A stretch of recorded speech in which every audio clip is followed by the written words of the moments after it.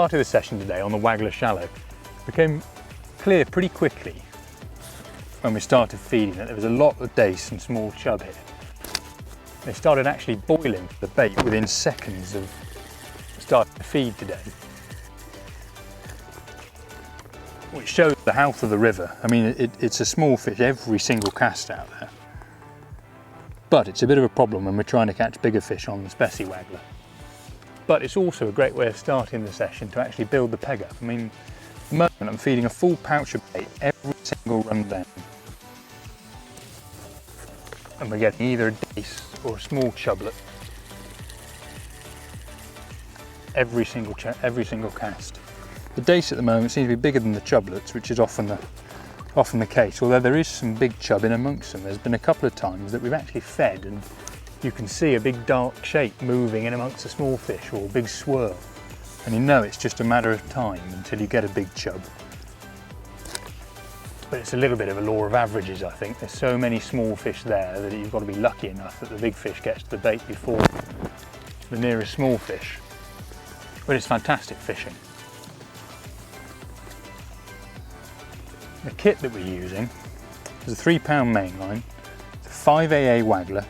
The water is pushing through here, all the flow is carrying this rig.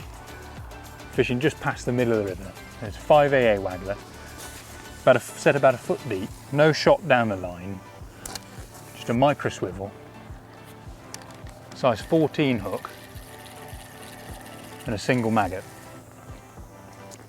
There's no need to be line shy. It's no 15 hook length.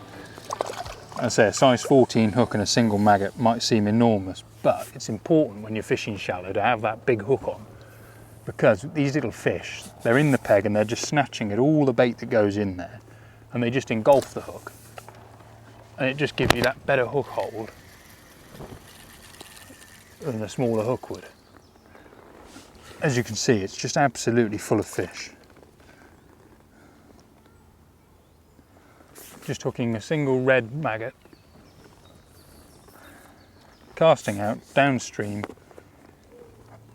fill the pouch up, good pouch of bait around the float, and it's a bite almost immediately. A lot of the time the fish, as I say, are actually swirling for the bait. It's important to actually spread the bait a little bit when you're fishing like this. If you feed too tightly, you only get one bite of the cherry when you cast out. Whereas if you just spread the feed a little bit, it means that you can quite often get 2 or 3 strikes in your peg before you're out of your feed zone, which means that you've got more chance of actually coming back with a fish every cast. Particularly when you're fishing for dace, that's quite important, because dace are notoriously hard to hit on a waggler, particularly when you're fishing shallow.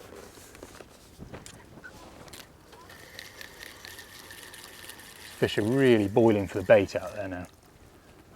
It's a small chublet or a dace every single cast.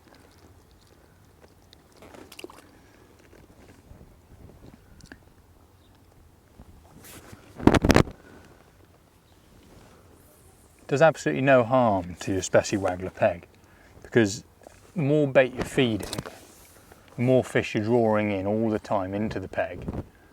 And there will be bait getting through these fish that's then making its way downstream, and if there are chub and barbel in the peg, it's just building it for later in the session when you do get down there lower into the swim where you're trying to catch these bigger fish. Small fish at the moment though are just absolutely ravenous.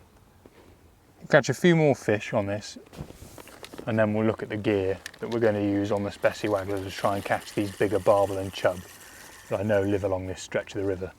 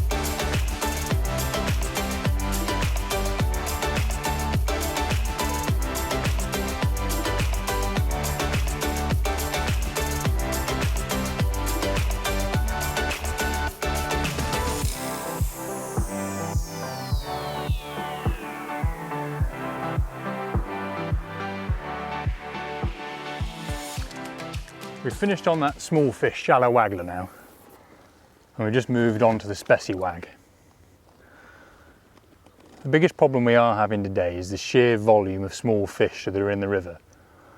What I'm doing is still feeding the maggots in front of me that the dace and the little chublets are boiling on, and then lower down the peg I've started to feed cubes of meat and some 6mm pellets. And it looks like we've got a barbel right over the top of where that meat's been going in.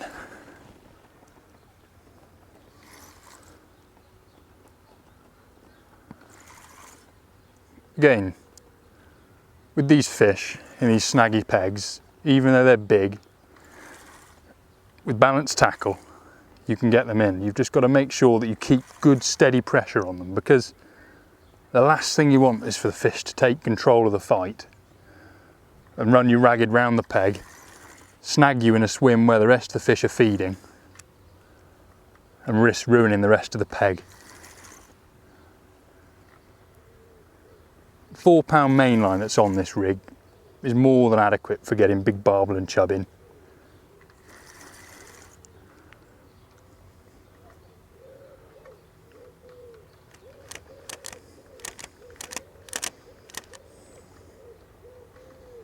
There's a lot of streamer weed down here that I'm a little bit worried about. When fish get in streamer weed, one of the best things you can actually do, if you've got a barbed hook on, is open the bail arm on your reel and just pay out line. You may think it sounds crazy that you're actually giving a fish slack line, but if you pay out a load of line, the fish quite often thinks that it's actually won the fight and it'll come out of the weed of its own accord. You can then tighten back up and quite often find that they've actually taken themselves out of the snag and it's game on again. Feels like a good fish.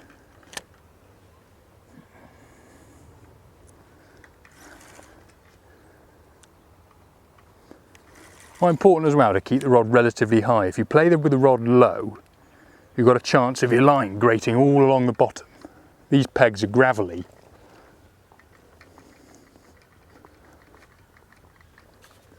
Fish has just got in the streamer weed there, and he's out.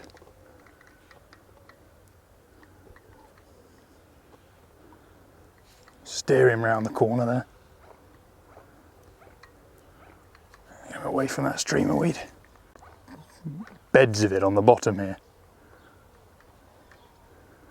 Loveliest summer river, it's just full of life. When you come to these pegs in the winter, there's nothing, and if it's gin clear you can see all the way across the river.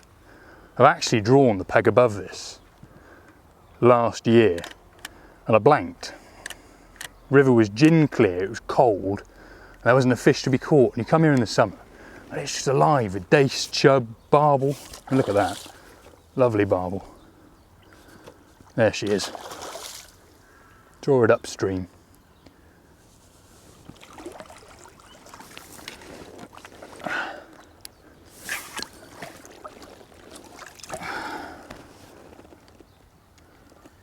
Say a good 5-pounder wide barbel there. Doesn't get any better than that on the float.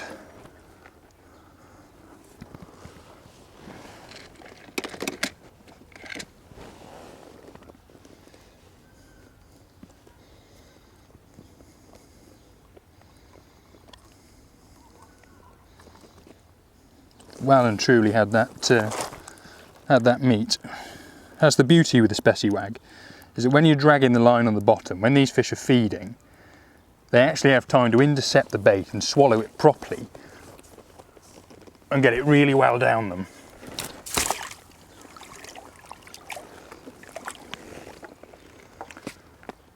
Right, case of picking out another good sized piece of meat, 10 or 12mm cube of meat on the bait spike. I prefer to use spam than luncheon meat. I find spam is slightly fattier and it's a stronger meat. So when you're fishing methods like this, it's a little easier on the cast. You've got less chance of it actually pulling off. So repeat the process there. Feed the maggots in front. I'm going to double pouch where those dace are. Then 20 or so 6mm pellets down the peg there. We'll just mend the line. Beauty of a spessywag is it almost fishes the peg itself on a venue like the Wye when the water's pulling through nicely. Bosses the river. It's a big thick topped float made of balsa, almost like a cigar in shape. There's a bite there right down at the bottom of the peg.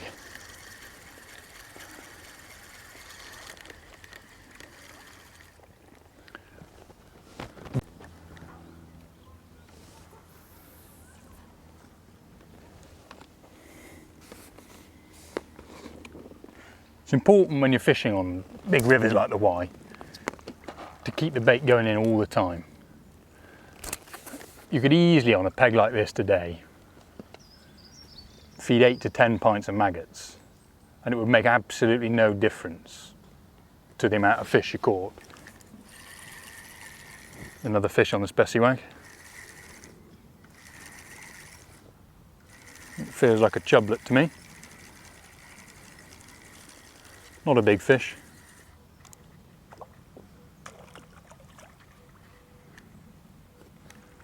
Maybe a pound. Full of meat. You do tend to find when you're fishing a spessywag and you're dragging more line on the bottom that the stamp of the fish you'll catch will be bigger. Not only because you're feeding better bait down the bottom of your peg, in the term that you're fishing for bigger fish, you're feeding pellets and you're feeding meat, but the fact you're dragging line on the bottom and slowing the bait down gives these bigger fish more chance to take the bait. Let's cast that back out, casting just above this overhanging tree on the far bank, and most of the bites are coming either underneath or just below it.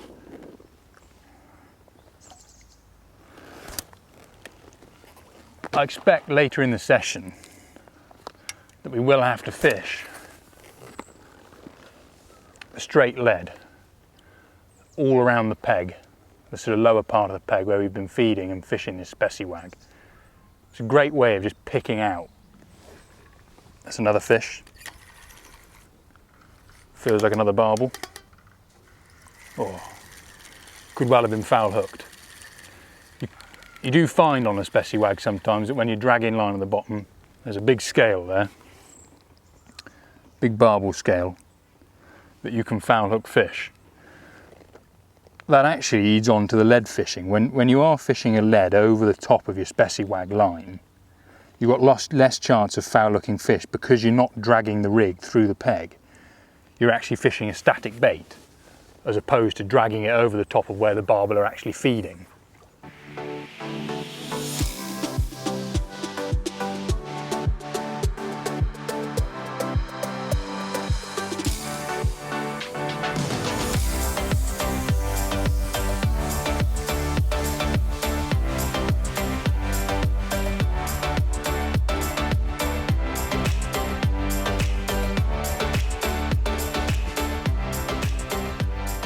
Got a good net of barbel and chub on the float now.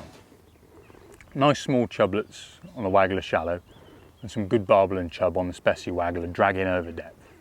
The pegs just started to go a little bit funny. What I've now decided to do is actually just to drop a straight lead with a big piece of meat around the peg, trying to keep it really where we've been fishing the spessy waggler. Got a lovely overhanging tree as we go down the peg here. And I think what's happened is the barbel and chub have actually just drifted underneath this overhanging tree. And a big indication on the tip there. Might be a little chublet perhaps rattling the meat there.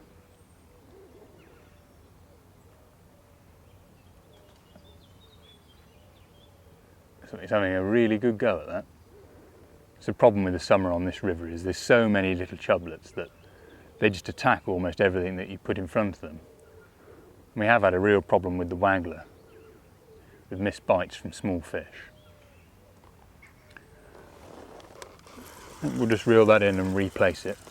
I think there's probably a little tiny chublet on there. There is.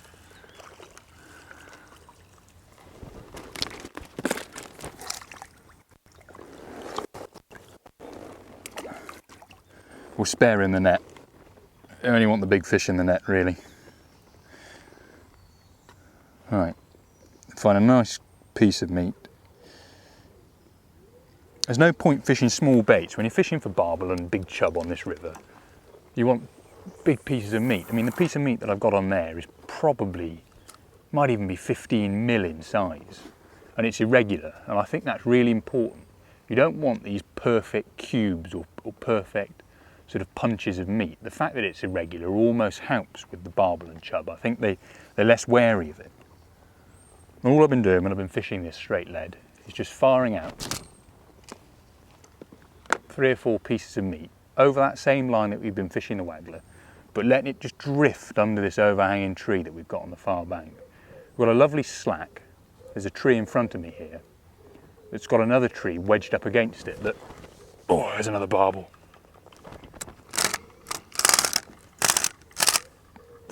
Dear me. They've got some sort of power, these fish. The big bank of streamer weed on the inside here. I just want to try and keep it out of that. It's important when you're playing the fish on this river not to let the fish gain complete control over you. Because natural venues, particularly the Wye, they're absolutely full of snags. I mean, just what I've been talking about, the tree that's in front of me here looks as though it's got another tree, I think that's probably come down in the winter floods, wedged up against it.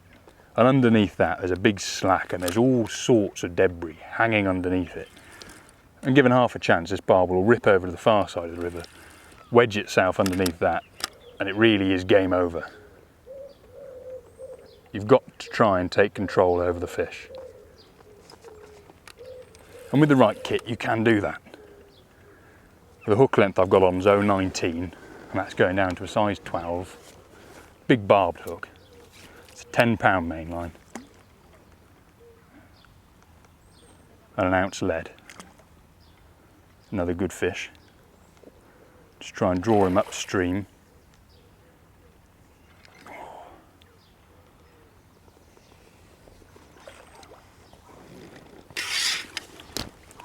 Give me a bit of arm ache. Look at that. Another Wye barbel. Not the biggest of the day.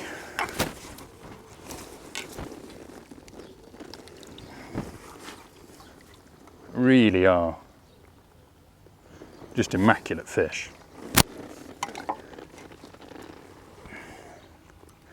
This one's actually got 2 other hooks lodged in its mouth. And get those out, I think.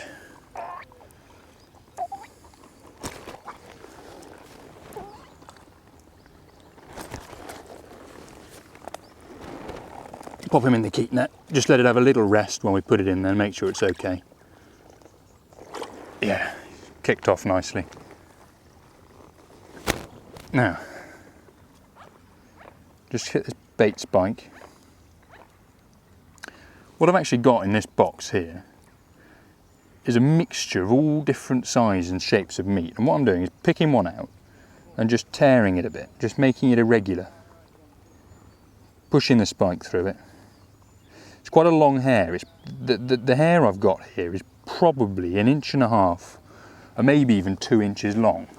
I don't like the hook resting right up against the meat. I think that it makes it look unnatural. You want the bait to sort of waft around, almost entice the barbel, make it look as natural as possible. I think they're by their nature, they're wary fish, and you've got to make everything appear to be as natural as you possibly can. So we'll just flick a few more pieces of meat. Always make sure the meat's going upstream. It's a slow sinking bait meat. You don't want to feed it exactly where you're casting the lead, because actually you'll end up fishing nowhere near your bait.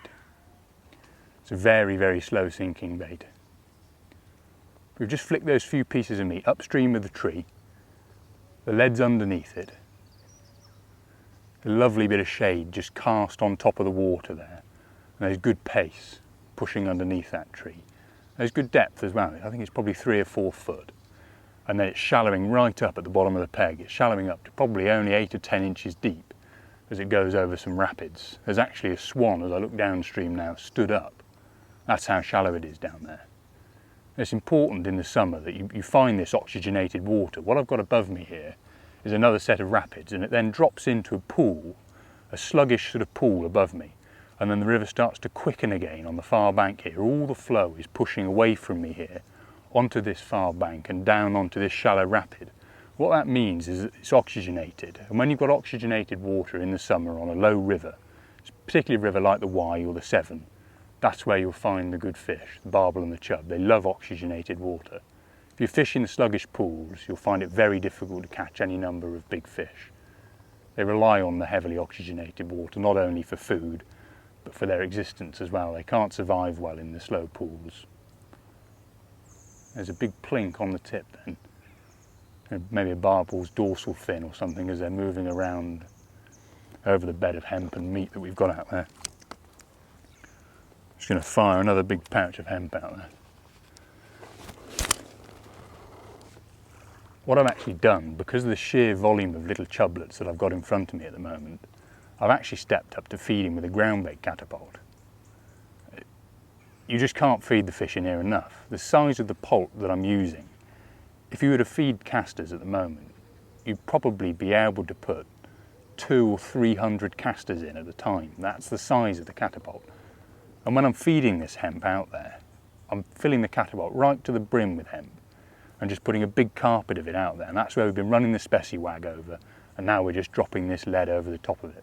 Barbel love hemp. I think it gets in amongst all the gravel on the bottom here, and they just come in and start sieving through it, and it just keeps them in the peg that little bit longer than other baits.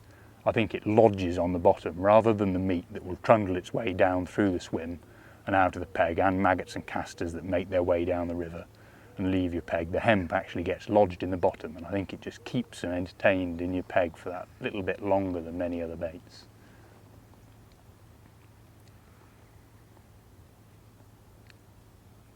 If you haven't had a bite on this lead, one thing you can do is just lift it slightly and just bounce it along the bottom.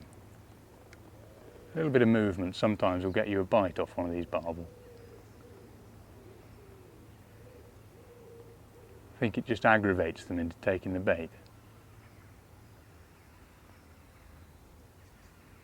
Never like to leave it too long because of the volume of small fish that are here. They tear the meat apart. You do get these little indications on the tip all the time, and that's these tiny chublets that are here. They're down there, they're attacking all the bait that's going in. Not only the free offerings that you're firing in, but the meat that's on the hook. I've given that one bounce now and we've not had a bite, so I think it's time to reel it in, and we'll just replace it. Not always in the same place. You can move the bait about. That's the beauty of fishing a straight lead. If you're fishing a feeder, you've really got to make sure that you're actually fishing in roughly the same place, because otherwise you're spreading bait all over the peg. Whereas with a straight lead, you've got the freedom to sort of drop it around a little bit, because you're not introducing any amount of bait other than the little piece of meat that's on the hook. Just drop that slightly lower down now, almost below the tree. I think it's still probably a good 4 foot deep there. And then, as I say, it really does shallow up quite quickly as you go down the peg.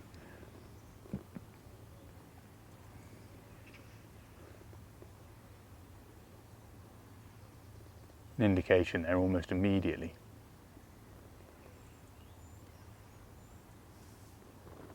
Might just be the little chub there.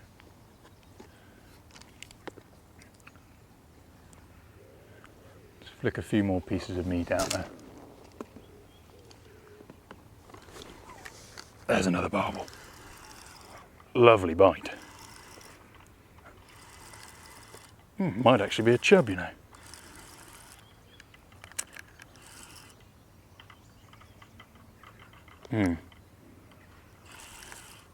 Yeah, looks like it's a chub.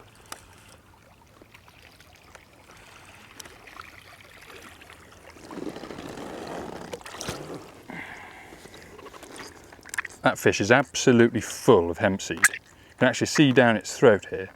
It's got some mashed up meat, some casters, and a load of hemp seed. It's been in the peg a while, I think, eating all the bait. But he was fooled by the straight lead in the end. We've had another fantastic day on the Wye. Started off on the Waggler Shallow and caught some dace and some small chublets over loose fed maggot while we primed that specie wag line with some bigger baits, pellets, some meat and hemp seed. We've caught some big barbel and chub on the specie wag then in the middle part of the session, and we finished up on the lead. I think we've probably caught 16 to 18 barbel, 5 or 6 big chub and a load of small fish. 70 to 80 pounds minimum in 4 or 5 hours fishing. Great sport. The area that I've fished today is controlled by Hereford and District Angling Association. There's a day ticket and club water. If you want to come fishing down here, I'd highly advise paying Woody's Angling Centre a visit and getting yourself a ticket.